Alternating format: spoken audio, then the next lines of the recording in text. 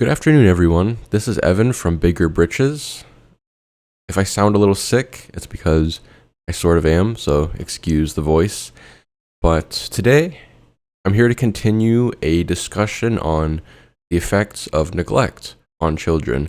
Yesterday, I did a video on why neglect is abuse, sort of touching on my own personal story with it, the effects of it, and how society doesn't really acknowledge it as abuse. So I covered that yesterday, just kind of laying the foundation yet that yes, neglect is abuse. And today I was thinking about a truly severe consequence of being neglected as a kid, which is that it's very hard for you to dive into society, to dive into social situations. You've probably known someone like this in your life, most likely. Someone who's always kind of on the outskirts of a conversation, someone who's not the most prone to jumping into a social group, who, even though if they're included in a social outing, they maybe keep to themselves a bit more. They keep their hands to their chest, so to speak. They aren't opening up as much. They're kind of timid. They're not as lively. People who don't know how to be themselves or to have fun in the presence of others if there's not a clear invitation being presented. It's people who don't value themselves very much inherently. I've worked with some people where I've tried to strike up conversation with them, and it's very hard to get anything from them at all. They're receptive and responsive to questions. If I ask them questions, they will give me a response and then kind of just leave it there. They're very bad at holding a conversation, and I don't mean that in a negative way. What I'm saying is it's clear to me that they don't value themselves very much. They don't trust themselves enough to be interesting, to hold a conversation. The only thing they respond to are invitations from other people, and invitations in the form of a question. Like maybe I ask them about their personal life, and then they open up a bit more. But they don't really freely hand out information. They don't really let themselves cook, so to speak. They don't really cook conversationally. They don't spin yarns verbally. They don't really go rolling with a conversation. They are very stiff and they're very closed off. And I say all this, in the third person, but I was this way and I still am in many ways like this, where it's hard to present myself to someone unless they are making it abundantly clear that they want me to share about myself. It's hard. It's hard for me to breach into a conversation, to assert myself socially, to make my presence known. It's hard for me to do that, to break into something. And I think the reason why it's hard fundamentally is because a part of my wounded child psyche is looking for an invitation, is waiting for the invitation that my parents never gave me, that my parents never really showed interest in my life. And if they did ask me questions or inquire at all, it was always on a very superficial level. Like they didn't really, truly, genuinely care about my day or my life or my hobbies, what I was doing with my time. It was always a very superficial question. They didn't really care truly. And so when they weren't superficially looking into my life, they were just kind of not really paying attention to me. And so I wasn't getting these invitations. And children are supposed to receive invitations from their parents. Invitations, I say invitation, which we would associate that with like, oh, let's go to the park. Let's go see a movie. Let's, it's the old father-son trope. Let's go throw a baseball. Stuff like this. And yeah, I do mean that kind of stuff. But also I just mean anything else, just asking about your life in a way that's genuine, where they actually do care and they are looking to, see what you're doing, what you're struggling with maybe, and to give you some advice.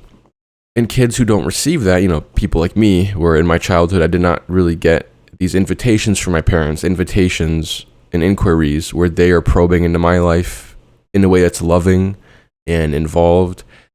When you don't really get that when you're a kid, you are kept in a perpetual state of waiting. Obviously, when you're a child and your parents aren't paying attention to you, there's a lot of pain going on in your head, but there's pain and panic at the same time. And the panic is also this anticipation. Like, when are they going to start caring? When are they going to ask me things? When are they going to get involved in my life? When are they really going to jump into the role of parents and actually throw themselves at me in a loving and involved way? And when you don't get that, you're left in a state of waiting. You sit on your hands and you say, well, one of these days, my parents are going to care about me. One of these days, they're going to ask me. I'm just waiting.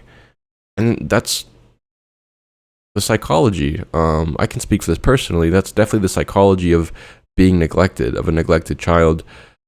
You're just waiting, man. You're just waiting for someone to care. And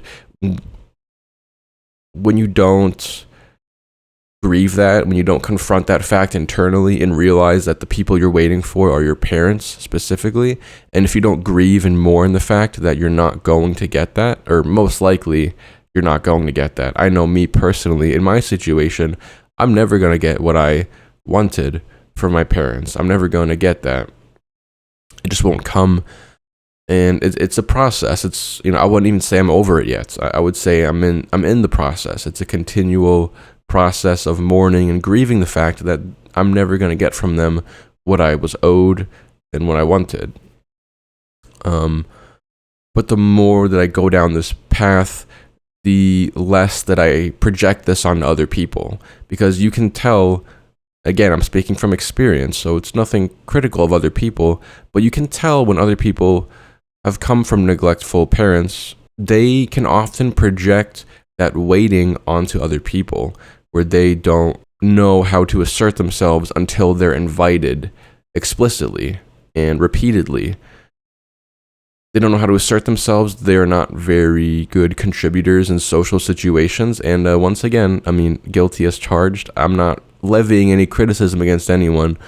I'm just saying this is all a result of unconfronted childhood disappointment.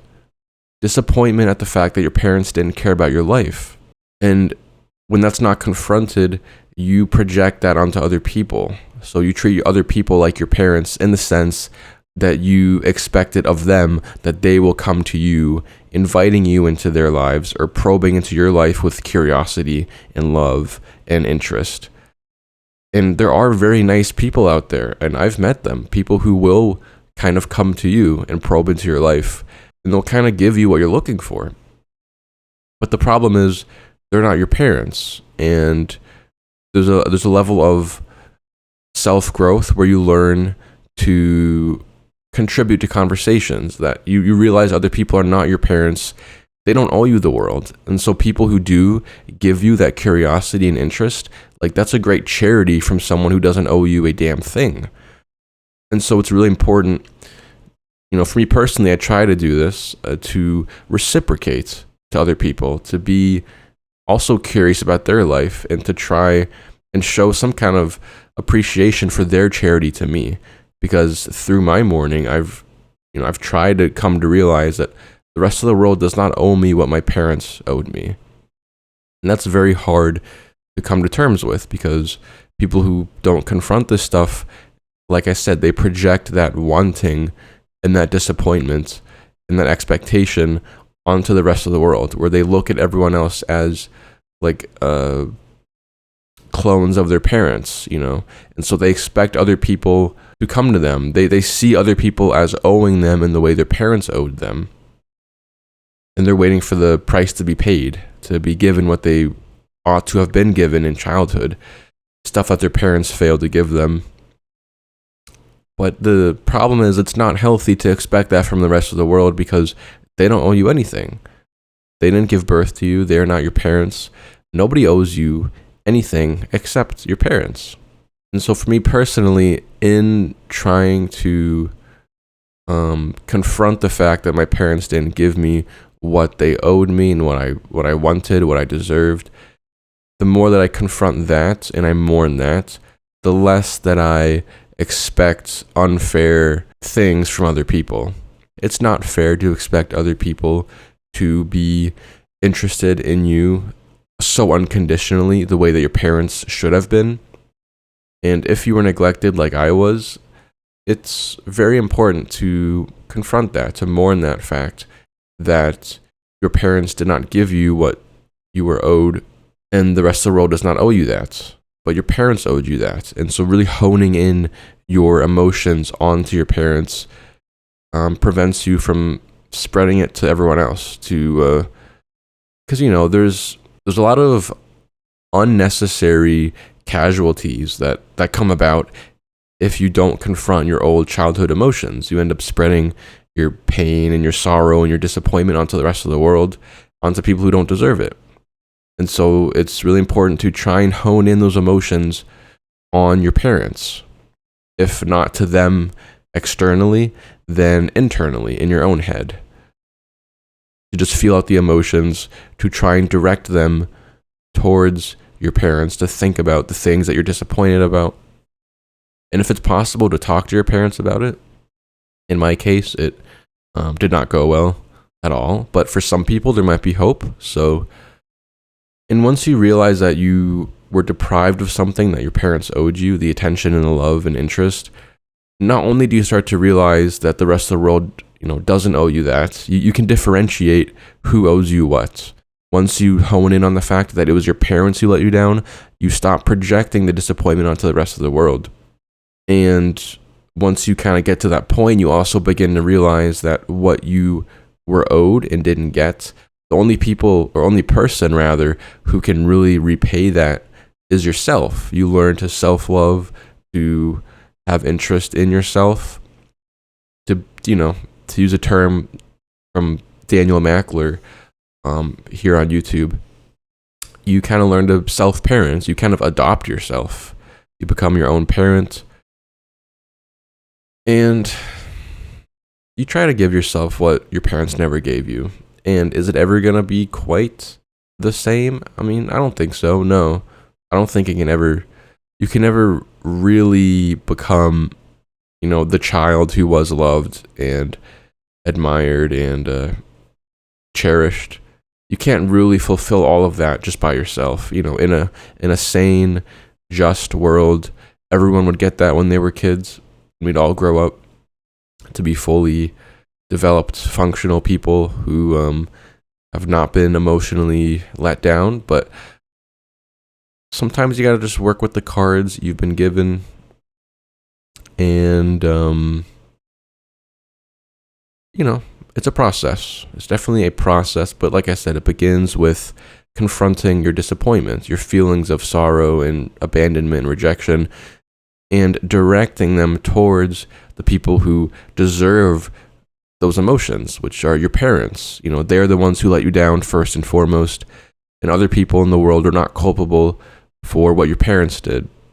And this is all very easy to say out loud in the moment right here, but there's a lot of unconscious gears and programming that makes this very hard to apply in everyday life. And I'm not a saint. I'm not good at this, but I am trying a bit harder.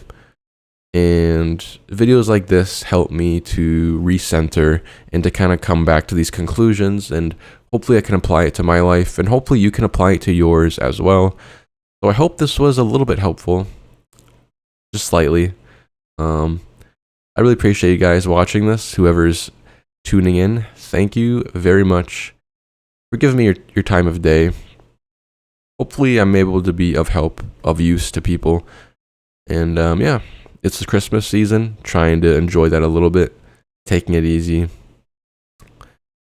So hope you guys enjoy your season. Hope you liked this video, and I'm going to keep churning these out, hopefully at a pretty consistent rate. So thank you very much. Please take care of yourself, and I will see you soon enough. Bye-bye.